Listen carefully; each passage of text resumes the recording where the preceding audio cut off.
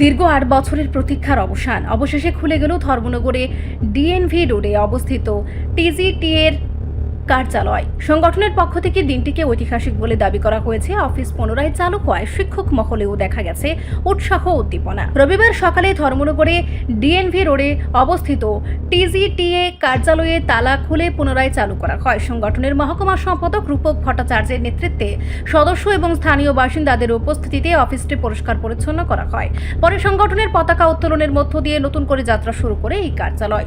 সংগঠনের দাবি 2018 সালের আগস্ট মাসে রাজনৈতিক হামলা ও ভাঙচুরের ঘটনার পর কার্যালয়টি বন্ধ হয়ে যায় এবং দীর্ঘ 8 বছর সেটি কার্যত অচল অবস্থায় ছিল। ওই ঘটনার জন্য তারা বিজেপি আশ্রিত দুষ্কৃতীদের দায়ী করেছেন। এই অভিযোগের বিষয়ে সংশ্লিষ্ট পক্ষের প্রতিক্রিয়া পাওয়া যায়নি।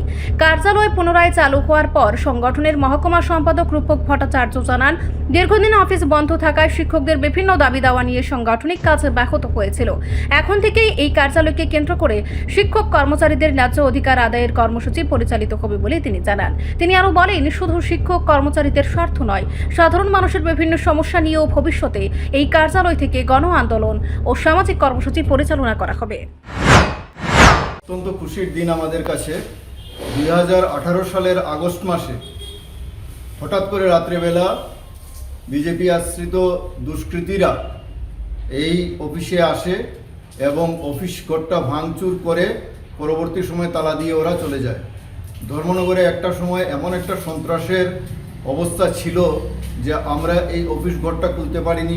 আমাদের শিক্ষক কর্মচারীদের যে দাবি দেওয়া আছে সেইগুলা নিয়ে আমরা আন্দোলন এই ঘর থেকে আমরা সংগঠিত করতে পারিনি।